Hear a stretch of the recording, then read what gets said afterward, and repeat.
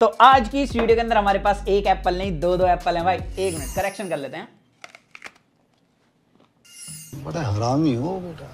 क्योंकि ये सैमसंग का Galaxy Z Fold 7 इस बार एक पर तो भारी पड़ जाता। तो आज की इस वीडियो के अंदर हम कंपेयर करने वाले हैं इस नए सैमसंग के फोन को आईफोन से। और इस बार सैमसंग ने अपने फोल्ड को काफी पतला कर दिया है, काफी लाइट वेट हो गया है, बिल्कुल नॉर्मल फोन की तरह इसका फॉर्म फैक्टर हो गया है। और जब आप इसे अनफोल्ड करोगे तो कहोगे भाई इतना पतला कैसे कर दिया, मतलब टाइप सी पोर्ट भी इसके अंदर हार्डली फिट करा गया है। तो हम कंपेयर करने वाले इन दोनों फोनों को। And I know comment section में काफी लोग बोलने वाले हैं कि भाई इन दोनों फोनों का तो कंपैरिजन बनता ही नहीं है, फोल्ड का फोल्ड से लेकर आ। तो फोल्ड का फोल्ड से मिल जाएगा आपको, बस चैनल सब्सक्राइब कर देना। बट ये वीडियो स्पेशली उन लोगों के लिए जिनका बजट 1.5 लाख रुपए और वो थोड़े टैक पगलू है मेरी तरह, वो एक्सपीरियंस करना चाहते हैं एक फोल्ड फोन को और इसमें भी कंफ्यूज है कि आईफोन ले लूं क्या। तो भाई एक कंफ्यूजन क्लियर हो जाएगी इस वीडियो के बाद। तो अगर आप भी कंफ्यूज हो वीडियो पूरी देखना, भले ही 1.5x पर आप स्पीड अप करके देखो तो वीडियो काफी इंटरेस्टिंग होने वाली है। तो सबसे पहले बिल्ड और इन हैंड फील की बात करें तो दोनों ही फ्लैगशिप फोन है अपने अपने ब्रांड की तरफ से। और भाई प्राइस तो मतलब 1,80,000 तक चला जाता है दोनों का ही। बट यहाँ पर अभी बिल्ड की बात करी जाए तो यहाँ पर जैसे आप देखोगे तो एप्पल के पास फ्रंट में सिरेमिक शील्ड की प्रोटेक्शन मिलती है, वहीं पर सैमसंग ने विक्टस सिरेमिक 2 ग्लास यूज करा है। दोनों ही काफी ड्यूरेबल ग्लास है, बट जो एप्पल है इसके ग्लास पर स्क्रैच जल्दी आ जाती है। तो अगर आप without screen guard phone use करते हो तो यहाँ पर सैमसंग आपके लिए थोड़ा बेटर हो जाएगा। लेकिन वहीं पर अगर आप साइड फ्रेम देखो तो सैमसंग ने यहाँ पर एल्यूमिनियम का साइड फ्रेम यूज करा है। हालांकि हिंज के अंदर कुछ इन्होंने टाइटेनियम भी यूज करा है और हिंज काफी ड्यूरेबल है। लेकिन वहीं पर जो एप्पल है इन्होंने टाइटेनियम का ही फ्रेम दिया है जो ज्यादा ड्यूरेबल है एज कंपेयर टू एल्यूमिनियम। इसके अलावा यहाँ पर बात करी जाए दोनों के बैक ग्लास की तो सैमसंग के पास यहाँ पर विक्टस 2 ग्लास यूज करा गया है और एप्पल के अंदर कस्टम कॉर्निंग ग्लास यूज करा गया है। दोनों ही ग्लास काफी ड्यूरेबल है। बाकी यहाँ पर आपको दोनों के एक्स्ट्रा एडवांटेज गिना देता हूं बिल्ड के अंदर। भाई एप्पल के पास आपको एक तो एक्शन बटन मिलता है जिसको आप किसी भी टास्क के लिए असाइन कर सकते हो। इसके अलावा इसके पास कैमरा कैप्चर बटन है। अब कैमरा कैप्चर बटन से आप फोटोज क्लिक कर सकते हो, वीडियो रिकॉर्ड कर सकते हो। लेकिन इसका जो मेरे को एक और यूज लगता है वो है आप चैट जीपीटी के साथ इसके एआई को यूज करके कुछ भी पूछ सकते हो या कुछ भी जान सकते हो। ये वाला फीचर काफी बढ़िया लगता है मेरे को। वहीं पर सैमसंग के पास भी भाई एआई फीचर मिलते हैं, उसकी आगे बात करेंगे। इस तरीके के इसमें भी है, बट इसके पास जो सबसे बड़ी एडवांटेज है वो है इसके अनफोल्ड होने की। भाई जैसे आप इसे अनफोल्ड करोगे इसके अंदर बड़ी डिस्प्ले मिलती है। इस बार इन्होंने क्रीज ना के बराबर कर दी है एंड यहाँ पर आप साइड में रबर पैडिंग देखोगे। ये लास्ट ईयर के कंपैरिजन में काफी अच्छा काम कर रही है। मतलब मैंने इस फोन को जब पॉकेट में रखा था मुझे लग रहा था अंदर वाले डिस्प्ले पर जींस के कुछ लिंट चले जाएंगे, लेकिन ऐसा कुछ भी नहीं हुआ। डिस्प्ले अंदर वाली बिल्कुल साफ की साफ थी। तो यहाँ पर भाई इस बार बहुत अच्छे से काम करा है। और ऊपर से ये फोन IP48 रेटेड भी है, पहला फोल्ड है जो डस्ट रेजिस्टेंट है। लेकिन यहाँ पर एप्पल के पास डेफिनेटली इसमें एडवांटेज है क्योंकि ये IP68 रेटेड है। यहाँ पर वाटर रेजिस्टेंट दोनों बराबर हैं, लेकिन ये थोड़ा ज्यादा मतलब बिल्कुल जो पीक मिलता है ना इंडस्ट्री के अंदर वो डस्ट रेजिस्टेंट के साथ आता है। लेकिन यहाँ पर मुझे पक्का पता है कि सैमसंग जो अपने नेक्स्ट फोल्ड लाएगा उनके अंदर इसको भी 68 ही करने वाला है। बाकी एक चीज में दोनों फोन कॉमन है, जो टाइप सी पोर्ट दिया है दोनों के पास वो USB 3.2 है और दोनों से आप एक्सटर्नल डिस्प्ले को कनेक्ट कर सकते हो। और यहाँ पर दोनों के पास ही आपको सिम लगाने के ऑप्शन मिलते हैं। लेकिन एप्पल के पास आप एक सिम लगा सकते हो, एक ई सिम यूज कर सकते हो। वहीं सैमसंग के पास आप 2 फिजिकल सिम को यूज कर सकते हो। और जो लोग ट्रैवल करते हैं बाहर कंट्रीज में जो ई सिम यूज कर सकते हैं तो उनके लिए दोनों में ना भाई एडवांटेज है। लेकिन सैमसंग के पास थोड़ी ज्यादा एडवांटेज है कि आप ना सैमसंग के अंदर up to 20 e SIM download करके रख सकते हो। अब एक टाइम पर सिर्फ 2 ही सिम यूज कर सकते हो, ये भी चीज है। वहीं पर एप्पल के अंदर सिर्फ आप 8 ई सिम को डाउनलोड कर सकते हो। तो जो लोग ज्यादा ट्रैवल करते हैं कंट्री टू कंट्री उनके लिए भाई यहाँ पर सीधी सैमसंग एडवांटेज दे रहा है। इसके अलावा जो बिल्ड में सबसे बड़ा चेंज करा है जो मुझे काफी ज्यादा यूजफुल लगा वो इसकी कवर डिस्प्ले में इसका स्क्रीन साइज बढ़ा दिया, 6.5 इंच का कर दिया। इसका एस्पेक्ट रेशियो भी 21:9 का कर दिया, जिसकी वजह से काफी हद तक अब नॉर्मल फोन के क्लोज चला गया है। पहले क्या होता था किसी का मैसेज आए यहां से मैसेज देख तो सकता था, लेकिन टाइप करने में काफी ज्यादा प्रॉब्लम होती थी बिकॉज डिस्प्ले का एस्पेक्ट रेशियो उतना अच्छा नहीं था। तो हमें मेन डिस्प्ले पे जाना पड़ता था, बार बार फोन को अनफोल्ड करना होता था। बट यहां पर इस बार आप बाहर वाली डिस्प्ले से कुछ भी टाइप करके रिप्लाई कर सकते हो। जो इसकी डिस्प्ले है उसका यूज काफी बढ़ गया है। इनफैक्ट अंदर वाली डिस्प्ले का भी साइज बढ़ाकर इन्होंने 8 इंच का कर दिया है। वहीं पर एप्पल के पास आपको जो डिस्प्ले मिलती है इसका डिस्प्ले साइज 6.7 इंच का है। इसके अलावा यहाँ पर डिस्प्ले कंपैरिजन की बात करी जाए तो एप्पल के पास जो डिस्प्ले है ये है LTPO super retina XDR OLED panel, ये क्लोज टू 2K डिस्प्ले दी गई है। वहीं पर सैमसंग के पास जो कवर डिस्प्ले मिलती है ये 6.5 इंच का डायनेमिक एमोलेड 2X पैनल है। दोनों ही डिस्प्ले 120 हर्ट्ज रिफ्रेश रेट के साथ आती हैं और मेन डिस्प्ले के पास भी आपको 120 हर्ट्ज का रिफ्रेश रेट मिलता है। बाकी यहाँ पर कवर डिस्प्ले के अगर मैं PPI गिनूं और एप्पल की PPI देखूं तो यहाँ पर एप्पल के PPI ज्यादा मिलते हैं। इसके पास 460 PPI ppi की डिस्प्ले है। सैमसंग की कवर डिस्प्ले के पास 422 ppi मिलते हैं। इसके अलावा एप्पल की display HDR10 Dolby vision content stream करा सकती है, वहीं पर सैमसंग की display HDR10 plus content stream करा सकती है। अब यहाँ पर पीक ब्राइटनेस भाई डिस्क्लोज नहीं करा गया एप्पल की तरफ से कि इन्होंने कितने निट्स की दी है, बट यहाँ पर इन्होंने HBM ब्राइटनेस बताया कि इसमें 2000 निट्स की HBM ब्राइटनेस मिलती है। वहीं पर सैमसंग के पास पीक ब्राइटनेस डिस्क्लोज है, इन्होंने 2600 निट्स की बताई है। अब इसका डिफरेंस क्या आता है मैं आपको बता देता हूं। जब भी आप नॉर्मली दोनों फोन को चला रहे हो उस सिचुएशन के अंदर एप्पल की डिस्प्ले ज्यादा ब्राइट है, ये चीज आप फील कर पाओगे। इनफैक्ट अगर आप नॉर्मल कोई कंटेंट देख रहे हो नॉन HDR, जैसे आप अभी मेरी वीडियो देख रहे हो, तो उस कंडीशन के अंदर भी एप्पल की डिस्प्ले के जो ब्राइटनेस है वो ज्यादा मिलती है। लेकिन कलर कैलिब्रेशन की बात करी जाए तो सैमसंग की डिस्प्ले ज्यादा सिनेमैटिक लाइक फील होती है एज कंपेयर टू एप्पल। बिल्कुल ऐसा फील कराती है जैसे आप सिनेमा हॉल में जाते हो ना मूवी देखने, कुछ ऐसा। और ये चीज आपको अभी फील नहीं होगी, जब आप साइड बाय साइड दोनों को रखकर देखोगे जब आपको पता लगेगा। लेकिन मैं आपको इस चीज को अभी एक्सपीरियंस कराता हूं। जैसे ही आप HDR कंटेंट स्ट्रीम करोगे, सैमसंग की डिस्प्ले की पीक ब्राइटनेस ज्यादा है क्योंकि इन्होंने डिस्क्लोज करी है ना 2600 निट्स। तो यहां पर जैसे आप साइड बाय साइड देखोगे एप्पल से ज्यादा ब्राइट फील होती है। इनफैक्ट इसके कलर्स काफी ज्यादा वाइब्रेंट लगते हैं। और ये तो मैंने भी वाइब्रेंट मोड इनेबल नहीं करा हुआ है, यहां पर मैं भी इसकी सेटिंग्स को नेचुरल पर लगाकर यूज कर रहा हूं। उसके बाद यहां पर इतने प्यारे कलर्स मिल रहे हैं, बिल्कुल सिनेमा लाइक एक्सपीरियंस मिलता है इसके डिस्प्ले के अंदर एप्पल के कंपैरिजन में। एप्पल में कलर्स काफी फीके लगते हैं, बट एप्पल की भी एक अपनी ऑडियंस है। जिन लोगों को कलर ग्रेडिंग वगैरह करनी होती है उनके लिए एप्पल की डिस्प्ले अभी भी मैं कहूंगा कि बेस्ट है। लेकिन एक जगह मैंने फील करा कि सैमसंग की डिस्प्ले इनिशियली तो ब्राइट रहती है लेकिन थोड़ी देर बाद अपनी ब्राइटनेस ड्रॉप कर लेती है, वो है आउटडोर कंडीशन में। ये क्या करेगा कि थोड़ी देर बाद अपनी ब्राइटनेस ड्रॉप करेगा, वहीं पर जो एप्पल है अपनी ब्राइटनेस को ज्यादा अच्छे से दिखाता है एज कंपेयर टू सैमसंग। लेकिन इसके साथ दिक्कत ये है कि ब्राइटनेस ज्यादा दिखाने के बाद ये पूरा थ्रोटल करना स्टार्ट हो जाता है। ये चीज आप यहां पर देख सकते हो। और ये अभी नहीं, जब से मैंने आईफोन खरीदा है जब से ये वाली प्रॉब्लम मैं रिपोर्ट कर रहा हूं आप लोगों को। अगर आप मुझे पहले से फॉलो कर रहे हो आपको इसके बारे में पता होगा। लेकिन सैमसंग क्या करता है कि एक तो हीट कंट्रोल कर लेता है इसके चक्कर में, मतलब थर्मल्स इसके काफी ज्यादा अच्छे से काम करते हैं। ये 40 डिग्री के ऊपर पहुंचते ब्राइटनेस डाउन करेगा और अपनी हीट को कंट्रोल कर लेगा। बाकी सैमसंग से मेरी एक शिकायत है, लाइक वीवो जैसा ब्रांड फोल्ड के अंदर इन डिस्प्ले फिंगरप्रिंट सेंसर दे रहा है, लेकिन यहां पर अभी हमें साइड माउंटेड फिंगरप्रिंट सेंसर ही मिल रहा है। तो ये चीज आई होप कि नेक्स्ट सीरीज के अंदर में मिल जाए तो बढ़िया रहेगा। बाकी यहां पर जो इसका साइड माउंटेड फिंगरप्रिंट सेंसर है काफी फास्ट है। एप्पल के अंदर में फेस आईडी मिलती है सिर्फ, जो कि फास्ट और रिलायबल दोनों ही है। इसके अलावा दोनों में हैप्टिक्स की बात करी जाए, एप्पल के हैप्टिक्स अभी भी काफी ज्यादा अच्छे हैं और काफी अच्छी इंटीग्रेशन मिलती है। और स्पीकर्स में भी भाई एप्पल के स्पीकर ज्यादा लाउड और रिच हैं क्योंकि इसके पास अच्छा खासा स्पेस मिलता है। दुबला पतला सा था फोन है, चीखेगा कहां से। बाकी मैं क्या कहना चाहता हूं वो आप यहां सुन सकते हो।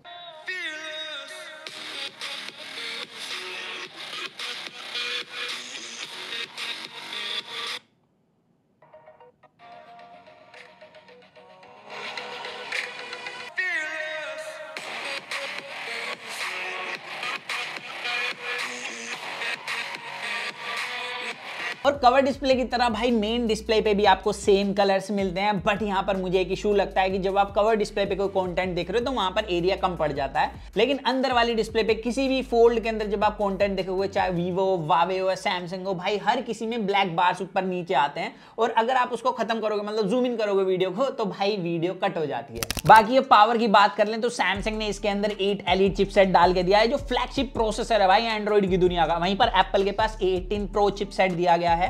अब यहाँ पर दोनों को मैंने पहले भी टेस्ट करा है, लेकिन फोल्ड के साथ टेस्ट करने का मजा ही कुछ हो रहा है। तो यहाँ पर मैंने सबसे पहले Antutu रन कराया, बैकग्राउंड में से सारी ऐप रिमूव करी, फुल ब्राइटनेस पर करा, रूम टेम्परेचर पर फोन ठंडे करे। एंड यहाँ पर टेस्ट रन कराते ही एनवी स्कोर आप देख सकते हो 8 Elite का काफी ज्यादा अच्छा स्कोर आया है। अब यहाँ पर 8 Elite के अंदर आप एक चीज और देखोगे, जो इसका टेम्परेचर है वो 40 डिग्री से ऊपर नहीं गया। एप्पल के भी थर्मल्स काफी अच्छे हैं, लेकिन एप्पल ने अपनी ब्राइटनेस ज्यादा ड्रॉप करी थी, ऊपर से इसका टेम्परेचर सैमसंग से 1-2 डिग्री ऊपर ही था। तो यहाँ पर ये निकल कर रहा है Antutu स्कोर में। इसके बाद मैंने दोनों को रूम टेम्परेचर पर ठंडा करा और 3D मार्क टेस्ट रन कराया। 20 मिनट का टेस्ट होता है ये। अब यहाँ पर जैसे टेस्ट रन करा है आप देख सकते हो, यहाँ पर भाई स्कोर्स बेटर सैमसंग के अंदर देखने के लिए मिले, थर्मल्स भी सैमसंग के बेटर थे, लेकिन स्टेबिलिटी में अभी भी एप्पल इस टेस्ट के अंदर ज्यादा बेहतर परफॉर्म कर रहा था। और एप्पल के अंदर एक प्रॉब्लम मेरे को लगी, एप्पल का जो टेम्परेचर था वो सैमसंग कंपैरिजन में 1-2 डिग्री ज्यादा ही था। और अब मुझे पता है काफी लोग कहेंगे कि सैमसंग के फोन को बैक से भी टेस्ट कर ले, कितने हीट गया होगा। तो यहाँ पर आप खुद देख सकते हो 42-43 लास्ट रहता है बैक से भी। तो यहाँ पर आप देख सकते हो जब भी इसका एप्पल से टेम्परेचर कम ही था। इसके बाद हमने सोलार बे टेस्ट रन कराया, जो भाई रे ट्रेसिंग वाला टेस्ट होता है 1 मिनट का। यहाँ पर आप देखें इसके अंदर भी स्कोर जो थे वो भाई सैमसंग के काफी ज्यादा अच्छे थे एप्पल के कंपैरिजन में। तो यहाँ पर ओवरऑल ऑन पेपर टेस्टिंग के अंदर तो भाई सैमसंग क्लियर विनर हो जाता है। लेकिन जैसी बात आएगी हैवी गेमिंग की, तो यहाँ पर भाई एप्पल के पास सीधी एडवांटेज है, 120 FPS गेम प्ले BGMI के अंदर मिलता है, सैमसंग के पास 90 FPS का गेम प्ले है। अब यहाँ पर दोनों से मैं एक चीज में खुश हूं कि आप दोनों की पीक सेटिंग्स पर जब गेम प्ले करोगे तो दोनों ही काफी कंसिस्टेंट हैं, दोनों ही मेजर हीट नहीं होते। एंड सैमसंग में मैंने 1 घंटे गेमिंग करी है और उसके अंदर इसका टेम्परेचर 40 डिग्री के ऊपर नहीं गया। मुझे नहीं पता सैमसंग ने इसके थर्मल्स के साथ क्या करा है, बट भाई बहुत कमाल का हीट मैनेजमेंट कर रहा है फोन, और कंसिस्टेंसी आप इस ग्राफ के साथ देख ही सकते हो। एप्पल के अंदर वहीं पर आप 120 FPS में गेम प्ले कर सकते हो, कंसिस्टेंसी बहुत बढ़िया है, जायरो भी इसका काफी अच्छे से काम करता है। लेकिन इसके अंदर परेशानी वही है, एक तो ये थोड़े टाइम बाद ना जो फ्रेम से फोन है वो हीट होना स्टार्ट हो जाता है, चुभता है कुछ टाइम बाद, और ऊपर से इसका ब्राइटनेस ड्रॉप भी मेजर है सैमसंग के कंपैरिजन में गेम खेलते हुए। तो ये BGMI के साथ सीन था। अगर आपको ज्यादा सेटिंग्स चाहिए ये है, अगर आप कम सेटिंग्स में खेलना चाहते हैं तो ये वाला फोन है। और ऊपर से इसके पास मेन डिस्प्ले मिलती है, टैब लाइक एक्सपीरियंस मिलेगा आपको गेम खेलते हुए। बट मेन डिस्प्ले पर थोड़ा संभाल कर खेलना, उस पे नेल वगैरह ना लगे वरना डिस्प्ले डैमेज होती है। इसके बाद हमने जेंशिन इंपैक्ट गेम प्ले करा, जिसके अंदर एप्पल के पास सीधी एडवांटेज है, इसके पास 120 FPS का गेम प्ले मिलता है। किसी भी एंड्रॉइड फोन के अंदर अभी तक 90 FPS का गेम प्ले भी नहीं आया इस फोन में। यहाँ पर सैमसंग के पास 60 FPS का गेम प्ले, खेलते हुए सीधे तौर पर भाई एप्पल की स्मूथनेस ज्यादा अच्छी लगी है मुझे इस गेम के अंदर। हालांकि अगर आप विदरिंग वेव जैसा गेम प्ले करते हो तो वहां पर दोनों के पास ही 60 FPS का गेम प्ले मिलता है और दोनों ही इक्वली परफॉर्म करते हैं। तो अभी के टाइम पर तो गेमिंग सेटिंग्स की वजह से भाई एप्पल सीधा एडवांटेज ले जाता है, लेकिन इन दोनों के थर्मल्स के बीच में भाई सैमसंग के थर्मल्स जीत जाते हैं इस बार। इसके बाद यहाँ पर मुझे पता है कि भाई फोल्ड फोन में गेमिंग कोई नहीं करता, मतलब कुछ लोग होंगे जो गेमिंग करेंगे मन बहलाने के लिए, लेकिन इस बार ये गेमिंग भी अच्छे से हैंडल कर रहा है। ऊपर से जो इसका सबसे मेन यूज है मल्टीटास्किंग, जो एप्पल के अंदर नहीं कर सकते, वो भाई काफी अच्छे से संभाल लेता है। इसके अंदर आप 2 स्प्लिट स्क्रीन खोल सकते हो, 5 फ्लोटिंग विंडो ओपन करके आप इसके अंदर मल्टीटास्किंग कर सकते हो आसानी से। एंड अगर आप ट्रेडर वगैरह हो तो ये आपके सारे टास्क हैंडल कर लेगा। एप्पल की डिस्प्ले के अंदर काफी छोटा ग्राफ वगैरह खुलता है तो उतना मजा नहीं आएगा आप लोगों को जितना इसके अंदर आ जाएगा। इसकी 8 इंच की डिस्प्ले काफी ज्यादा प्रोडक्टिव वर्क कराने के लिए हेल्प करने वाली है। बट यहां पर सैमसंग ने इस बार इसके साथ S Pen का सपोर्ट हटा दिया है, तो पहले जैसे इसके कवर के साथ हमें S Pen मिलता था तो अब वो भी नहीं मिलेगा और ऊपर से सपोर्ट भी नहीं करता, तो वो थोड़ा सा चुभा मेरे को। और जो भाई सैमसंग के अंदर इस बार One UI 8 मिलता है वो iOS से भी ज्यादा स्मूथ फील हो रहा है। यहाँ पर आप साइड बाय साइड देख सकते हो, मैंने ऐप ओपन क्लोज करी, मैं खुद शॉक हो गया हूँ कि iOS के कंपैरिजन में सैमसंग का One UI तेजी से ऐप ओपन कर रहा है। बस सिर्फ एक कैमरा ऐप है जिसको iOS हल्का सा जल्दी ओपन कर देता है, वो यहाँ पर आप साइड बाय साइड देख सकते हो। बाकी दोनों के अंदर 120 हर्ट्ज काफी अच्छे से काम कर रहा है। यहाँ पर दोनों ही पीक देते हैं अपना 120 FPS के अंदर, और दोनों के पास ही 7 साल की मेजर अपडेट के वादे दिए गए हैं। और दोनों ब्रांड की हम अपडेट तो जानते ही हैं, काफी ज्यादा फास्ट और काफी ज्यादा रिलायबल भी। बाकी दोनों के पास ही आपको AI फीचर्स मिलते हैं। एप्पल यहाँ पर गूगल और चैट GPT का यूज लेता है, वहीं पर सैमसंग जिमनाई का यूज लेता है। और जितने मैंने दोनों के AI फीचर्स यूज करे हैं, सैमसंग के जो AI फीचर्स हैं ना ये थोड़े से ज्यादा पॉलिश्ड हैं। और इसके पीछे रीजन सिंपल सा है कि इसके AI फीचर्स को आए हुए काफी साल हो गए हैं, वहीं पर एप्पल का जो AI है वो भी छोटा बच्चा है, मतलब अभी अभी आया है। तो ये बात होगी परफॉर्मेंस वगैरह की। अब सीधा बात करते हैं कैमरास की, क्योंकि सैमसंग ने इस बार इसमें अल्ट्रा का मेन कैमरा डाला है 200 मेगापिक्सल का। 10 मेगापिक्सल का 3x टेलीफोटो लेंस है, 12 मेगापिक्सल का अल्ट्रा वाइड, एंड यहाँ पर एप्पल के पास 48 मेगापिक्सल का मेन कैमरा, 12 मेगापिक्सल का 5x ऑप्टिकल जूम के साथ कैमरा सेंसर, 48 मेगापिक्सल का अल्ट्रा वाइड, एंड फ्रंट में कैमरा एप्पल के पास आपको मिलता है 12 मेगापिक्सल का। वहीं पर सैमसंग के पास यहाँ पर 2 सेल्फी कैमरा है, एक मेन डिस्प्ले पे और एक कवर डिस्प्ले पे, दोनों ही 10-10 मेगापिक्सल के। और लास्ट ईयर तक हमें भाई अंडर डिस्प्ले कैमरा मिलता था जो धुंधली फोटोज क्लिक करता था, बट इस बार इन्होंने प्रॉपर पंच होल दिया है 10 मेगापिक्सल के कैमरास के साथ। अब वीडियो कैसे रिकॉर्ड करते हैं वो आप यहाँ देख सकते हो। अब ये दोनों के फ्रंट कैमरे की वीडियो क्वालिटी एंड यहाँ पर देख सकते हो भाई जो आईफोन है उसने फोरहेड पर उतने अच्छे से लाइट कंट्रोल नहीं की हुई जितना कि भाई हमारा सैमसंग कर रहा है। बट यहाँ पर मैं बता दूं कि आउटडोर विजिबिलिटी जो डिस्प्ले की है वो आईफोन की ज़्यादा अच्छी लग रही है, क्योंकि अभी इनिशियली मैं फ़ोनों को यूज़ कर रहा हूँ उसमें। वैसे मेरे को पता है आईफोन थोड़ी देर बाद तो ब्राइटनेस ड्रॉप कर ही लेगा। खैर यहाँ पे स्टेबलाइजेशन आप देख सकते हो, अभी भाई सैमसंग के व्यू फाइंडर के अंदर ज़्यादा अच्छी स्टेबलाइजेशन दिख रही है, लेकिन आई नो कि आईफोन प्रोसेसिंग के बाद स्टेबल कर लेगा वीडियो। बट जैसे आप देखो स्काई को देख पा रहे हो तो यहाँ पर डायनेमिक रेंज भाई सैमसंग की बहुत ज़्यादा अच्छी आईफोन के कंपैरिजन में। इसने काफ़ी अच्छे से स्काई को दिखाया हुआ है, हालांकि थोड़ा सा कभी कभी लाइट भी दिखा रहा है उसमें, बट ब्लू ज़्यादातर कंडीशन में आईफोन से बेहतर सैमसंग दिखा रहा है। और यहाँ पर अभी अपोजिट लाइट चलते हैं, यहाँ पे स्किन टोन वगैरह भाई अभी मुझे देखने में सैमसंग का थोड़ा बेटर लग रहा है। अब हो सकता है भाई प्रोसेसिंग के बाद आईफोन भी बढ़िया कर ले। तो आप बताना आपको किसकी audio quality and video quality अच्छी लग रही है 4K 60 FPS में। तो यहां पर सीधे तौर पर जितना मैंने देखा, लाइट कंट्रोल फोरहेड पर एप्पल का बहुत वाही आता है। सैमसंग का लाइट कंट्रोल काफी अच्छा है, इसके कलर्स क्लोज टू नेचुरल हैं, मतलब जैसी मैंने टी शर्ट पहनी हुई है काफी हद तक वैसी शो कर रहा है। एप्पल क्या करता है कि थोड़ा ओवर हाईलाइट कर देता है। इनफैक्ट डायनेमिक रेंज भी सैमसंग की ज्यादा बेहतर निकल कर आई है एप्पल के कंपैरिजन में, तो इस चीज से मैं इंप्रेस हुआ हूं। बट एप्पल के पास अभी भी डिटेल्स आपको ज्यादा मिलती हैं फ्रंट कैमरा वीडियो क्वालिटी में। बाकी स्टेबलाइजेशन के मामले में दोनों इक्वली परफॉर्म करते हैं, और पोर्ट्रेट वीडियो मोड के साथ भी सीन सेम ही। अगर आप शैडो में वीडियो रिकॉर्ड कर रहे हो, एप्पल अच्छे से हाईलाइट करता है स्किन टोन वगैरह को, इसके बाद डिटेल्स भी अच्छी हैं। लेकिन एज डिटेक्शन के मामले में मुझे सैमसंग स्लाइटली बेटर लगा, और कलर्स भी सैमसंग के थोड़े से ज्यादा बेहतर हैं। इसके अलावा यहां पर जो मेरे को सबसे बड़ी एडवांटेज लगी सैमसंग के फोन के पास, वो बताता हूं कि भाई आप इसके जो मेन कैमरा है ना 200 मेगापिक्सल का, उससे भी व्लॉगिंग कर सकते हो। उसमें क्या डेप्थ ऑफ फील्ड वगैरह आती है। अब कहोगे भाई उससे कैसे कर सकते हैं, तो आपको स्क्रीन मिररिंग का एक ऑप्शन मिलता है, उससे क्लिक करोगे तो बाहर वाली जो कवर डिस्प्ले ना, इसके अंदर ही आपका पूरा कैमरा लेआउट आ जाएगा। अब वो कैसी वीडियो रिकॉर्ड करते हैं यहां पर आप साइड बाय साइड एप्पल से देख सकते हो। लेकिन भाई सैमसंग के पास एक तगड़ी एडवांटेज ये है कि आप इसके मेन कैमरा को भी सेल्फी कैमरा बना के वीडियो रिकॉर्ड कर सकते हो, क्योंकि जो भी आप रिकॉर्ड करोगे मेन कैमरे से वो आप कवर डिस्प्ले में देख सकते हो। ये तो आपको फीचर पता ही होगा, हर एक फोल्ड के साथ मिलता है।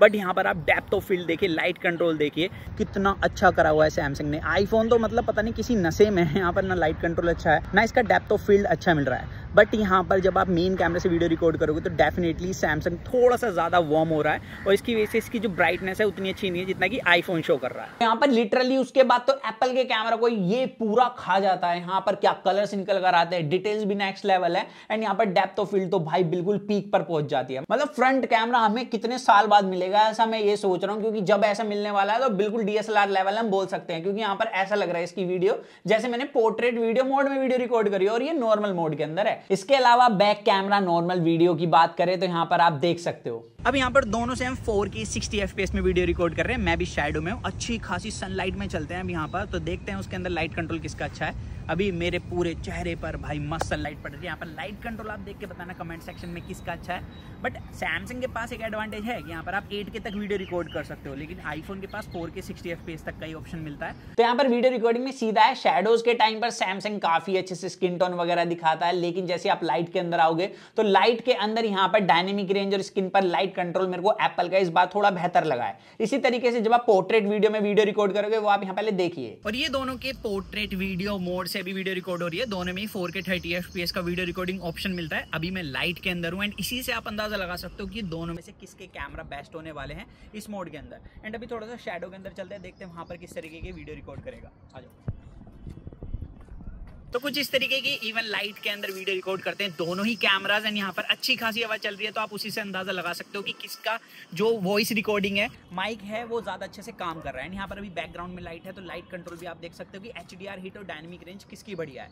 तो कमेंट सेक्शन में जरूर बताना, मैं अब अपनी ओपिनियन देता हूँ। यहाँ पर भी सेम सीन है, डायरेक्ट लाइट के अंदर एप्पल का जो स्किन टेक्सचर और लाइट कंट्रोल है वो स्लाइटली बेटर है, लेकिन जैसे आप शैडो के अंदर आ जाओगे उस टाइम के अंदर शैडोज को काफी अच्छे से हाईलाइट करता है अपना सैमसंग। तो यहाँ पर ये है, इस बार वीडियो रिकॉर्डिंग में मैं लिटरली 50-50 बोलने वाला हूं। मैं एक्सपेक्ट नहीं कर रहा था कि भाई फोल्ड के कैमरा इस लेवल तक के हो जाएंगे। अब सोचने वाली बात तो यह है कि फोल्ड के कैमरास ऐसे हैं जो इनकी S26 सीरीज आएगी वो कैसी होने वाली है। बाकी यहाँ पर अल्ट्रा वाइड फोटोज की बात करी जाए तो यहाँ पर सैमसंग के पास आपको कूल टोन मिलती है और आईफोन के पास वार्म टोन मिलती है। इसके अलावा डिटेल्स वगैरह में ज्यादा फर्क नहीं है। यहाँ पर इनफैक्ट डायनेमिक रेंज सैमसंग की स्लाइटली बेटर मिलती है आईफोन के कंपेरिजन में, और हर बार हम देखते हैं जो सैमसंग का अल्ट्रा वाइड है ना वो भाई बिल्कुल पीक परफॉर्म करता है दूसरे स्मार्टफोन के कंपेरिजन में। बाकी यहाँ पर मेन कैमरा की फोटो पर आ जाए तो यहाँ पर सबसे पहले जो मुझे एक डिसएडवांटेज लगती है एप्पल के फोन के साथ कि आप किसी भी छोटे सब्जेक्ट की पास से जाके फोटो क्लिक नहीं कर सकते, ब्लर कर देता है। इसके लिए आपको इसका मैक्रो मोड मिलता है, जो मैक्रो मोड डेफिनेटली सैमसंग के मैक्रो मोड से ज्यादा बेहतर परफॉर्म कर रहा है, ये चीज आप यहां देख सकते हो।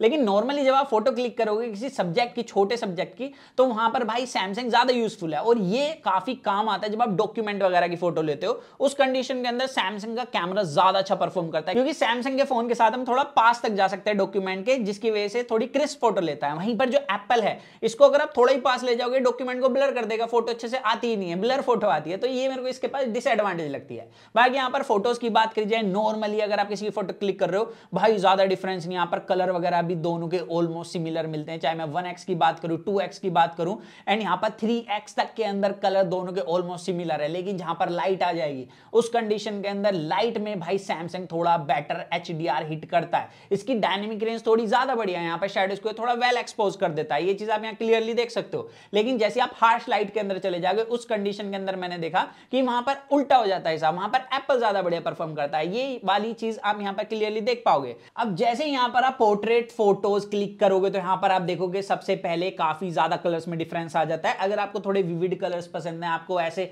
एडिटिंग पसंद नहीं है, तो वहां पर आपको सैमसंग अच्छा लग सकता है। लेकिन अगर आपको बैलेंस टाइप ऑफ कलर चाहिए वहां पर आपको एप्पल अच्छा लगेगा। ये चीज क्लियरली हर एक इमेज के अंदर आती है, चाहे 1x में फोटो क्लिक करो, चाहे 3x में करो या 5x में करो, बट डेफिनेटली जो 5x है वो एप्पल का ज्यादा बढ़िया है, बिकॉज इसके पास ऑप्टिकल जूम के साथ मिलता है और सैमसंग डिजिटल जूम के साथ 5x पर फोटो क्लिक करता है, और ये चीज आप यहां पर क्लियरली देख भी सकते हो। बाकी लाइट कंट्रोल वगैरह में ज्यादा डिफरेंस नहीं है पोर्ट्रेट मोड में, यहां पर सिर्फ फर्क आता है कलर्स में, जो कि मैं टोटली आप पर छोड़ूंगा। अब यहां पर ये तो गई सारी normal day light condition photos की बात। अब लो लाइट फोटोज की बात करें तो यहां पर क्लियरली आप देख सकते हो कि एप्पल के पास वार्म टोन मिलता है, सैमसंग के पास कूल टोन मिलता है। सैमसंग के पास जब आप लो लाइट में वीडियो रिकॉर्ड करोगे तो वहां पर आपको ग्रेन्स मिलेंगे, एप्पल के पास ग्रेन्स नहीं मिलते। बाकी भैया इस फोल्ड के साथ जो काफी लोग भड़के हुए हैं वो इसकी बैटरी को लेकर भड़के हुए, क्योंकि इसमें 4400 mAh की बैटरी मिलती है, 25 वोल्ट फास्ट चार्जिंग। वहीं पर जो अपना एप्पल है इसके पास 4685 mAh की बैटरी मिलती है और इसके पास भी 25 वोल्ट की फास्ट चार्जिंग है। अब यहाँ पर बैटरी कैपेसिटी में भले ही ज्यादा डिफरेंस नहीं है, लेकिन फिर भी जो बैटरी बैकअप है वो एप्पल का ज्यादा बढ़िया है। बस यहाँ पर सैमसंग एक एडवांटेज ले जाता है कि आप इससे दूसरे डिवाइस को वायरलेसली चार्ज भी कर सकते हो। तो फाइनल ओपिनियन तो देखो यहाँ पर सीधे तौर पर पहले जैसे फोल्ड हुआ करते थे तो उससे काफी ज्यादा इंप्रूव करा गया है ये फोल्ड। इनफैक्ट यहाँ पर फॉर्म फैक्टर जो मेरे लिए इंपॉर्टेंट हुआ करता था वो इन्होंने काफी हद तक फिक्स कर दिया है। तो यहाँ पर अभी क्या है कि ज्यादा डिफरेंस रहा नहीं है, तो अब मैं इसको ज्यादा नॉर्मल फोन की तरह यूज कर सकता हूँ। बाकी यहाँ पर एप्पल के कंपैरिजन में डेफिनेटली बिल्ड बिल्कुल टक्कर दे रही है। यहाँ पर कैमरा जो पीछे हुआ करते थे फोल्ड के वो भी बिल्कुल टक्कर दे रहे हैं। इनफैक्ट यहाँ पर अगर मैं परफॉर्मेंस की बात करूँ वो भी अच्छी है, लेकिन अभी भी अगर आपको सिर्फ गेमिंग ही करनी है और आपको थोड़ा बैटरी बैकअप ज्यादा चाहिए तो उस कंडीशन में आप अभी भी एप्पल की तरफ जा सकते हो। लेकिन मैं एक चीज कहूंगा कि लाइक मैं ऑफलाइन मार्केट काफी विजिट करता रहता हूं, तो वहां पर डेफिनेटली ये फोन इस साल काफी यूजर्स को पसंद आ रहा है और इस साल सैमसंग के इस फोन की सेल काफी ज्यादा होने वाली है। बाकी आप बताना आपको दोनों में से कौन सा फोन अच्छा लग रहा है। मेरे हिसाब से भाई ये वाला फोन उन लोगों के लिए एक फोन के साथ टैब वाला एक्सपीरियंस है, लेकिन ये फोन सिर्फ उन लोगों के लिए जिनको सिर्फ गेमिंग करनी है और अच्छा बैटरी बैकअप, या किसी को सिर्फ सेव ही दिखाना है। तो बस यही था आज की इस वीडियो के अंदर। तो मिलते हैं जल्दी कूल और एक्साइटिंग वीडियो में। तो जब तक के लिए जॉन मैं guys, to watch your heart, stay in with that unbox guys, bye.